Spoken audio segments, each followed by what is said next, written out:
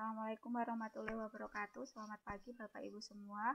Semoga kita diberi kesehatan sehingga kita bisa meneruskan ya kuliah tentang larutan non elektrolit. Kalau minggu kemarin kita sudah bicara tentang larutan elektrolit, minggu ini kita akan belajar tentang larutan non elektrolit. Oke, langsung saja Bapak Ibu. Apa itu larutan elektrolit? Jadi sebenarnya zat terlarut itu kita bagi menjadi dua kelompok utama, yaitu larutan elektrolit dan larutan non-elektrolit. Di mana larutan elektrolit itu, di mana zat-zatnya akan menghasilkan ion apabila dilarutkan dalam air, sehingga dia menghantarkan arus listrik.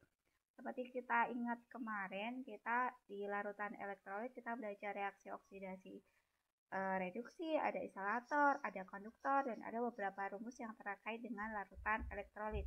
Kalau untuk larutan elektrolit adalah zat-zat yang tidak menghasilkan ion apabila dilarutkan dalam air, sehingga untuk larutan non-elektrolit ini dia tidak mengantarkan arus listrik. Jadi perbedaannya antara larutan elektrolit dan larutan non-elektrolit adalah kelarutannya di dalam air apakah dia menghasilkan ion ataupun tidak menghasilkan ion. Contoh untuk larutan elektrolit non-elektrolit ini adalah sukrosa, gliserin. Sukrosa biasa kita gunakan untuk bahan pengisi kapsul atau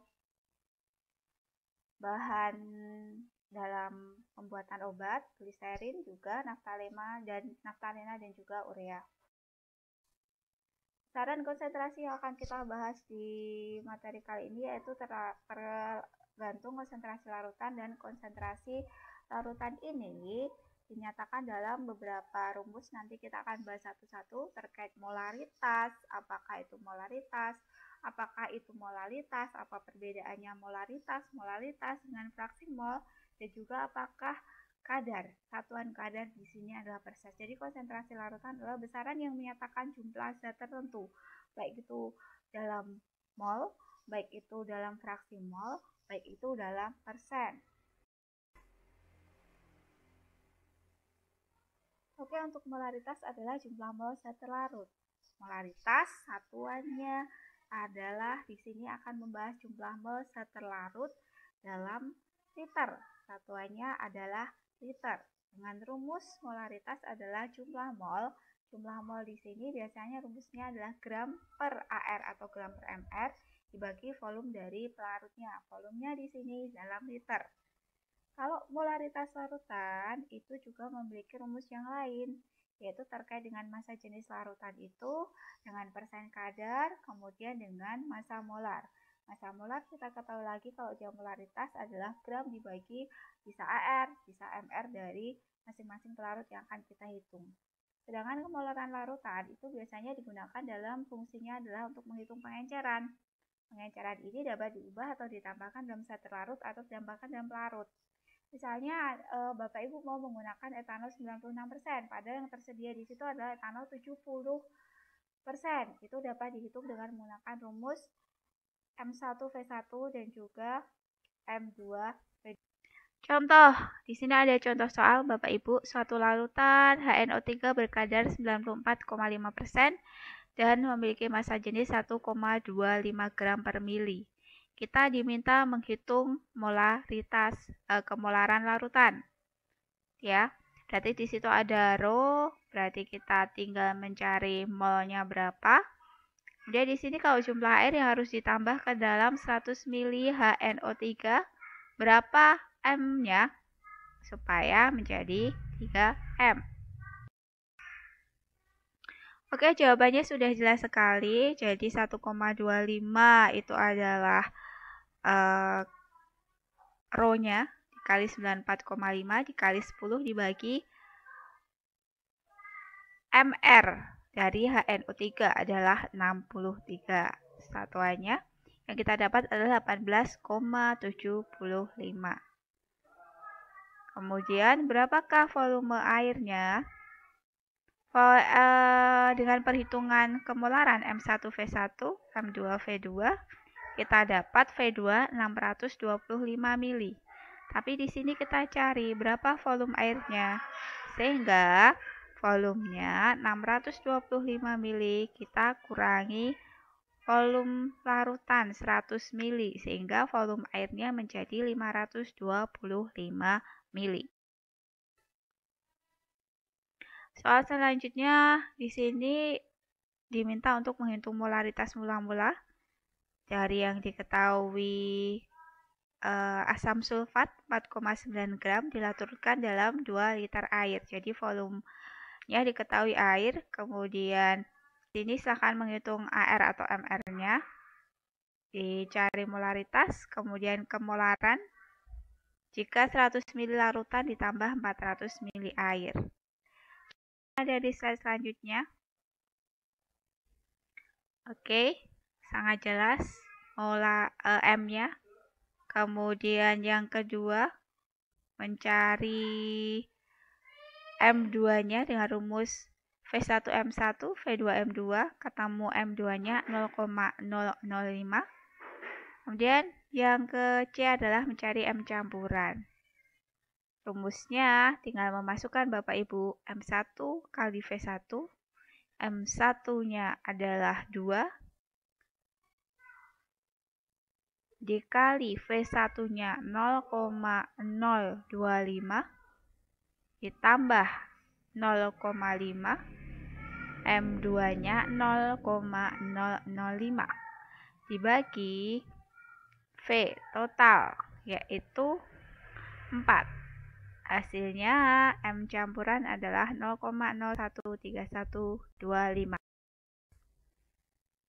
Oke, slide selanjutnya adalah molaritas.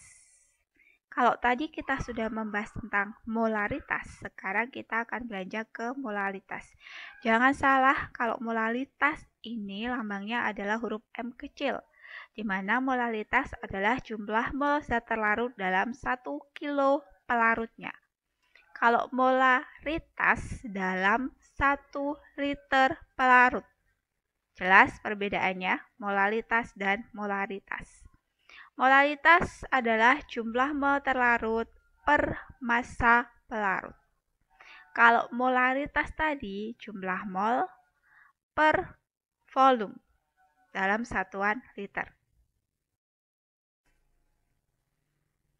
Contoh di sini 4 gram NaOH dilarutkan dalam 400 gram air. Tentukan molaritas larutan tersebut. Rumusnya molaritas tadi adalah mol per gram. Oke, jadi kita tinggal mencari MR dari NaOH. Berapa mol? Mol adalah gram per MR. Berarti 4 gram dibagi MR dari NaOH dibagi 400 gram. Kita lihat jawabannya. Molaritas, molnya adalah 4 MR dari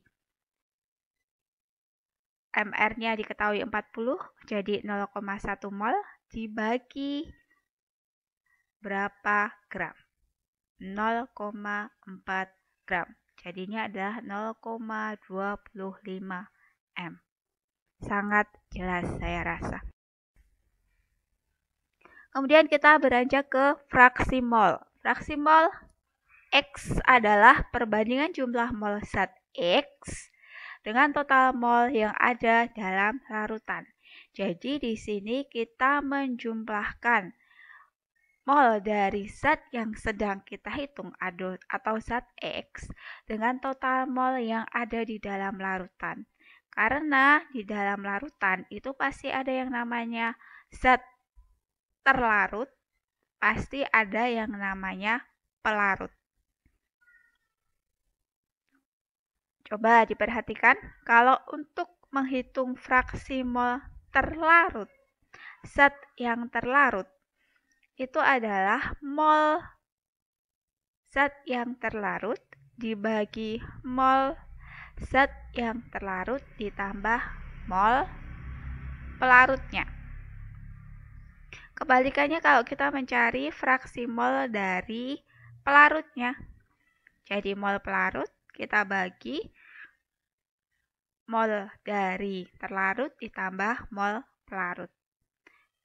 Kita review kembali, untuk mol sendiri rumusnya adalah gram per mr.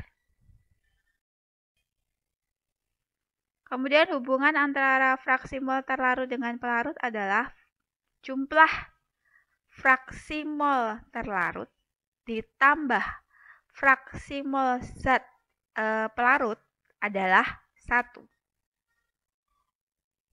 Ini sudah ketentuan. Oke, ada satu contoh. Di sini sudah diketahui MR dari natrium sulfat adalah 142. Kalau natrium sulfat di sini berarti dia termasuk pelarut atau terlarut. Ya, dia zat yang terlarut. Karena pelarutnya dalam soal ini adalah air. Jadi, mol dari natrium sulfat adalah 7,1 gram dibagi 142. Kita sudah ketemu mol dari natrium sulfat. Nah, kemudian dimasukkan ke dalam air. Mol dari airnya berapa? Air H2O. Berarti gram 36 gram per ml dari air. 18 ya Bapak Ibu.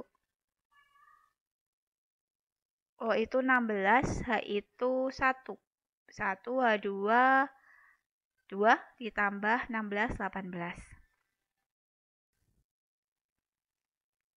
Oke. Kita akan ketemu mol H2O dan mol natrium sulfat. Oke ya.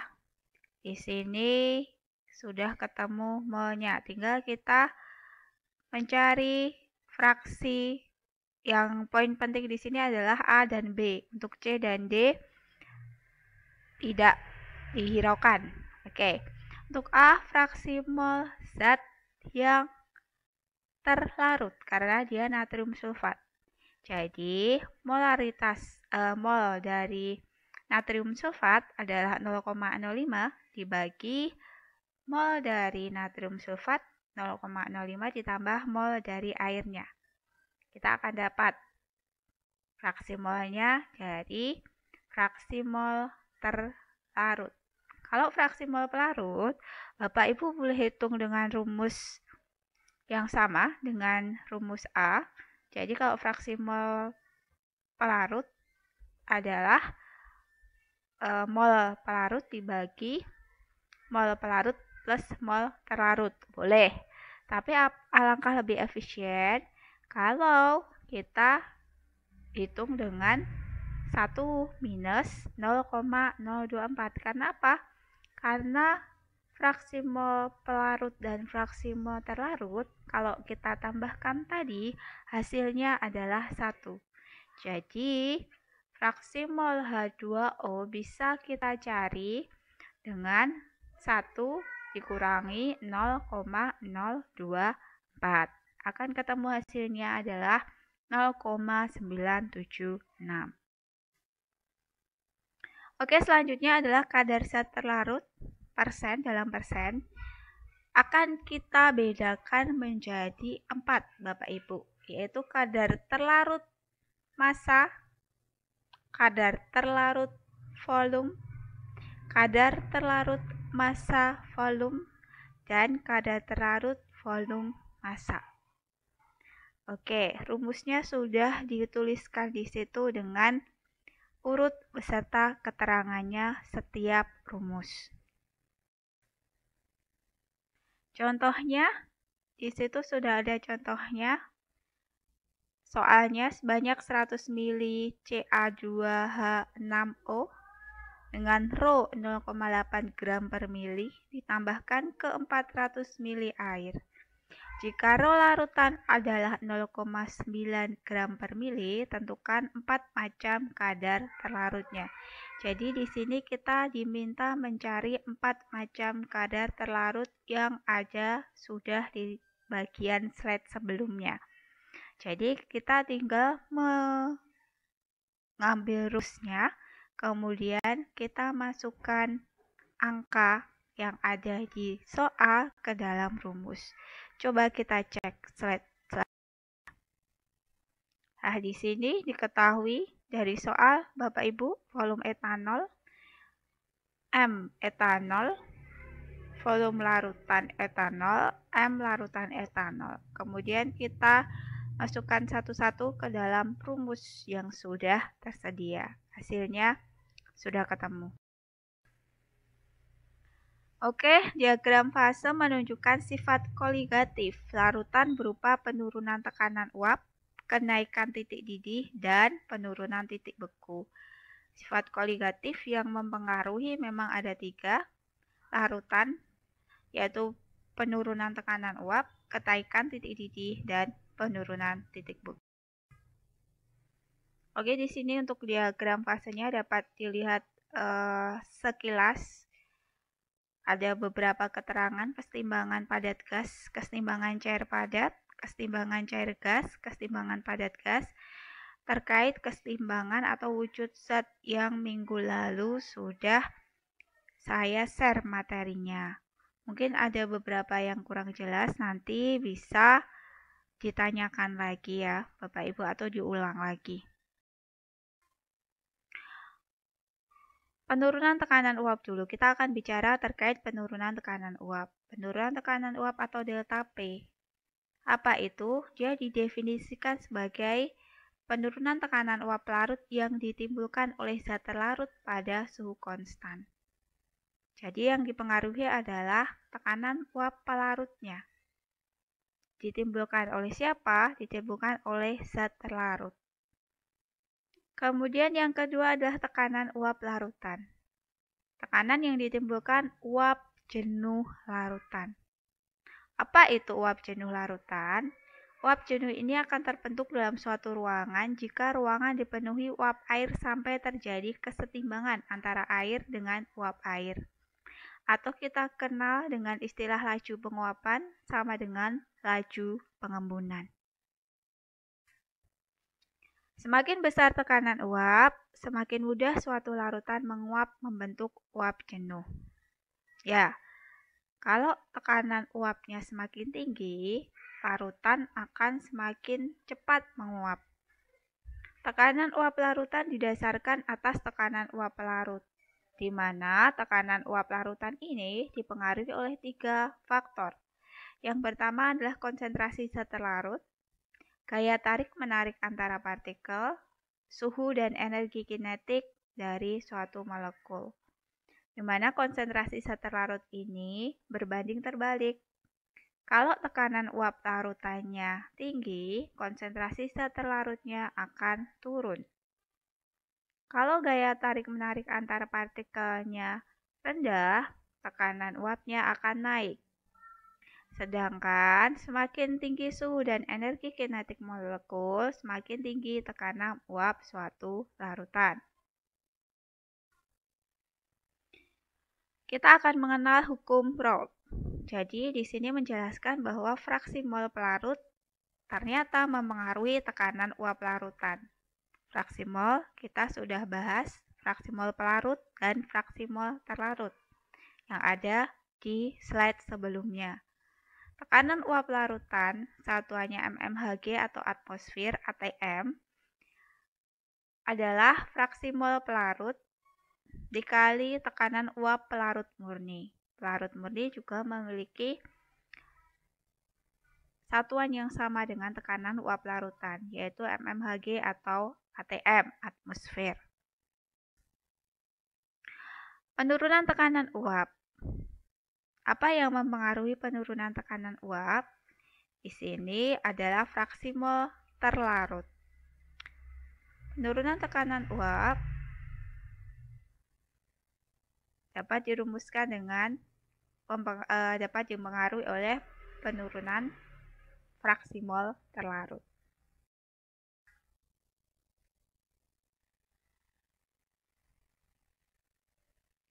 Oke, di sini ada contoh, tinggal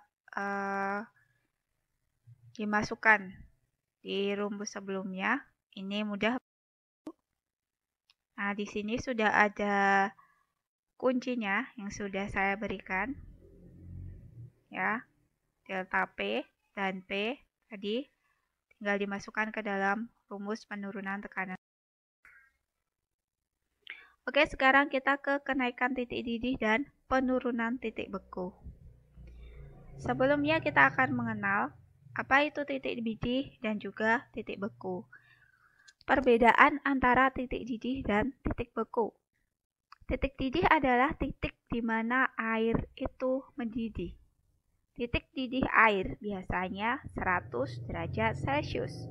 Sedangkan titik beku adalah titik di mana air mulai membeku 0 derajat Celcius. Titik didih terjadi pada saat tekanan uap larutan sama dengan tekanan udara luar. Tekanan udara yang ada di sekitar atau tekanan udara luar itu memiliki posisi yang konstan atau sama dengan tekanan uap larutan.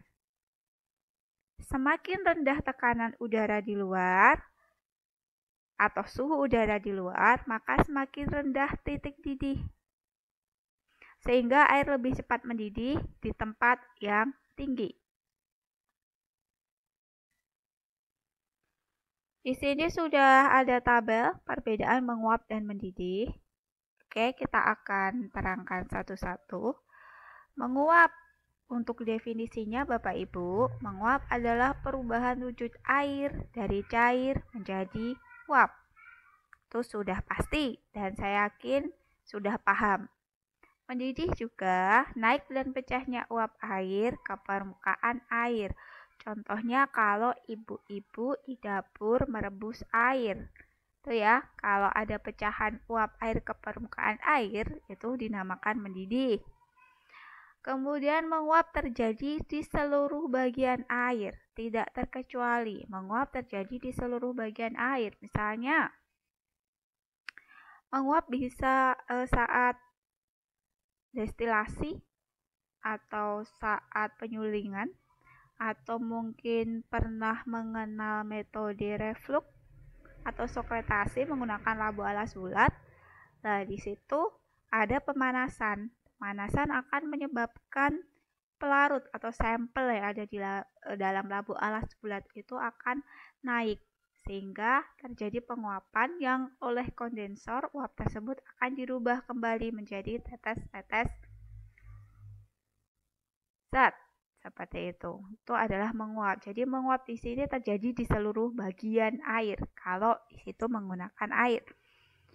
Dan menguap terjadi pada suhu berapapun. Bisa saat dia dipanaskan atau bisa saat dia dingin. Bedanya dengan mendidih, mendidih hanya terjadi di permukaan air. Kalau Bapak Ibu merebus air, mendidih itu hanya ada di permukaan. Jadi munculnya pecahnya uap air di permukaannya saja. Dan mendidih hanya terjadi pada titik didihnya saja.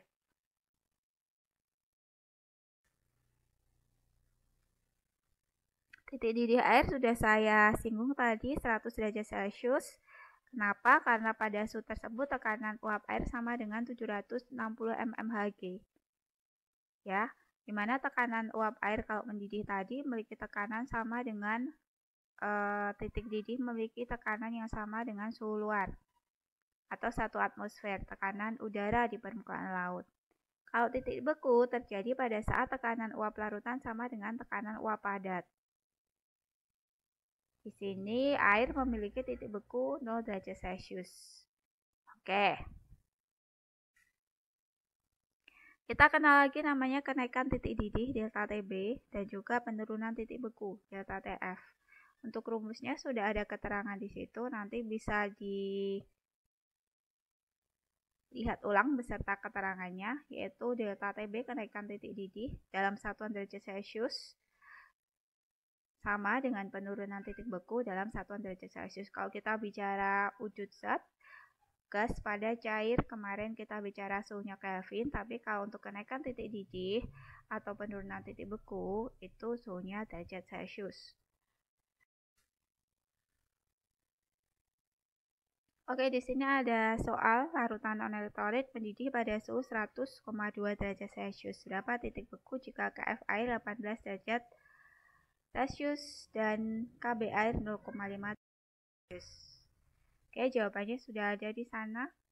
kita akan menemui delta TF 0,72 sehingga TF-nya karena titik bekunya air 0 dikurangi 0,72 akan ketemu. Kemudian di bawahnya ada soal lagi beserta langkah dalam menjawabnya. Sudah jelas.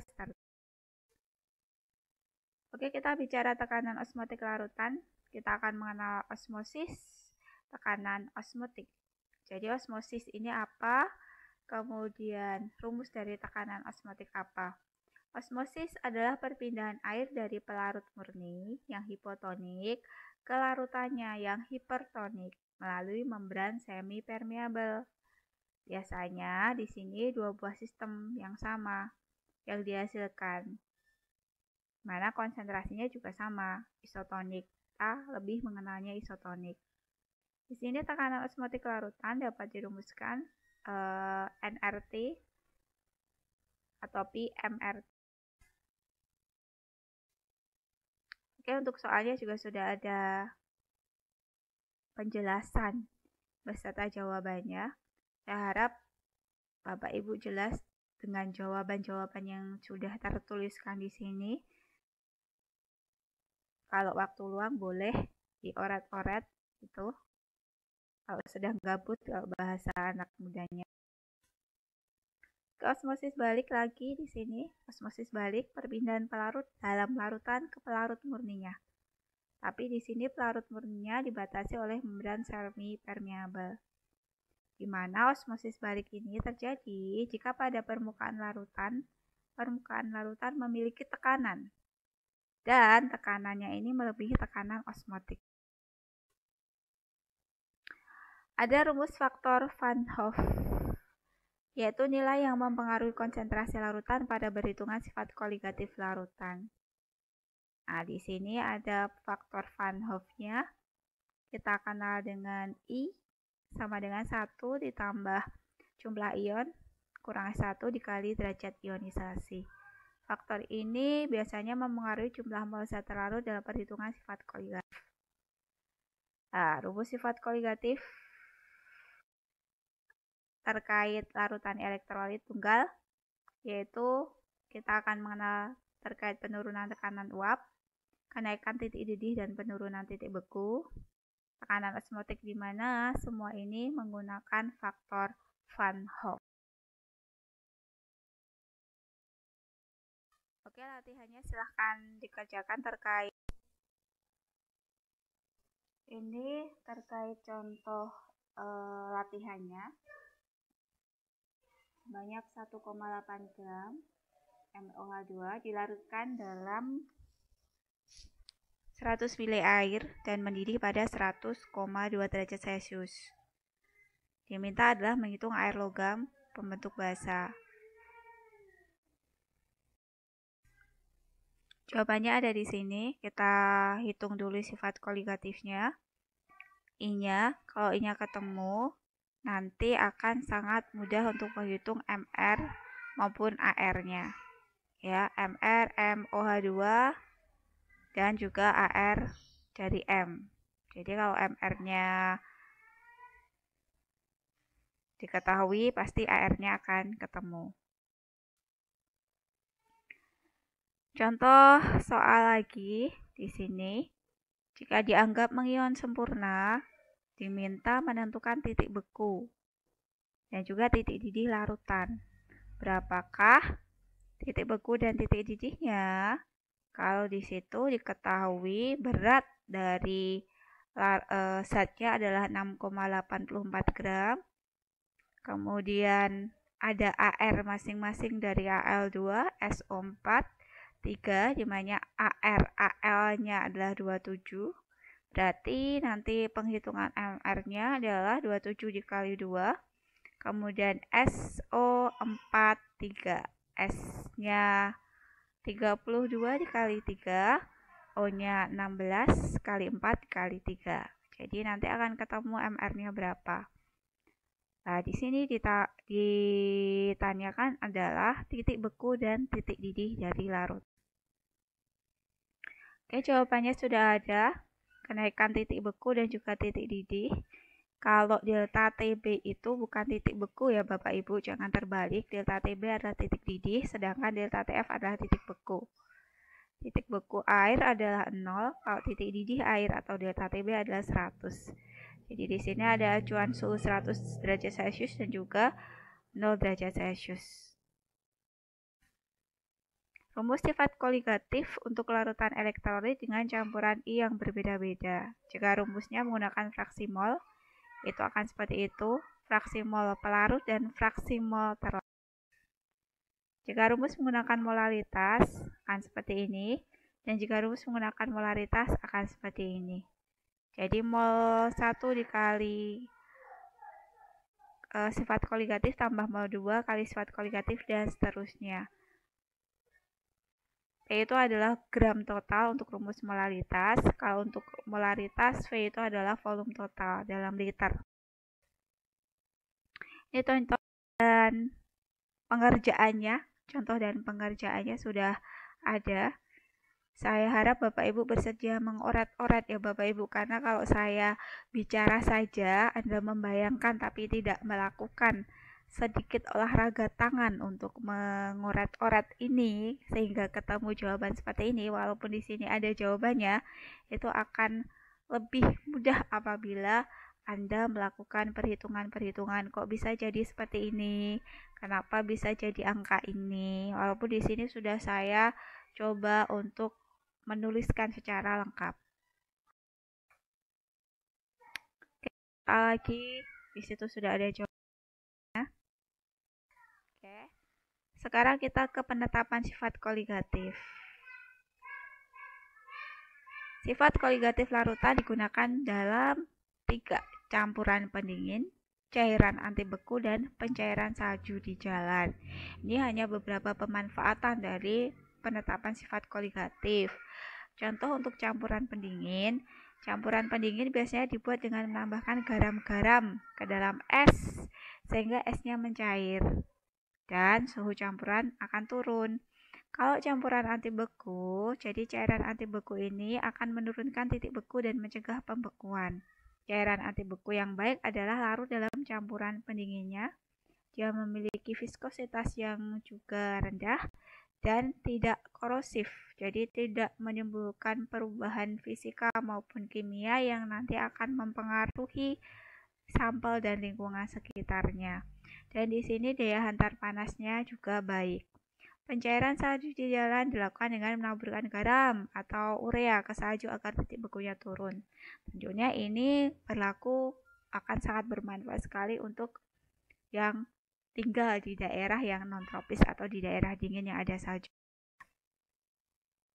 Yang keempat, membuat cairan fisiologis. Kita tahu Bapak Ibu atau di sini sudah erat sekali dengan pekerjaan Bapak Ibu semua di lingkungan kesehatan, lingkungan pelayanan, kemudian konsultasi dengan pasien, dan lain sebagainya, di mana infus, obat tetes mata, dan lain-lain yang berhubungan dengan isotonik, toksisitas, osmosis, itu ada kaitannya tentang pembuatan cairan fisiologis. Kemudian desalinasi air laut, sama prinsipnya dengan osmosis balik tadi yang sudah kita bahas di depan. Dia bisa memberikan tekanan pada permukaan air laut sehingga terkumpul air. Demikian Bapak Ibu untuk materi larutan non-elektrolit. Saya mohon kalau misalnya ada yang kurang jelas bisa bertanya lagi atau mengulang video ini sekali atau 2 kali lagi. Kalau misalnya tetap kurang jelas, bisa langsung ditanyakan ke saya ke pertemuan selanjutnya. Terima kasih atas perhatian Bapak Ibu semua. Semoga kita sehat selalu dan dalam perlindungan Tuhan Yang Maha Esa, Allah Subhanahu wa Ta'ala. Semoga kita dapat menjalani hari dengan baik dan semoga materi ini bermanfaat. Terima kasih atas perhatiannya. Selamat pagi. Assalamualaikum warahmatullahi wabarakatuh.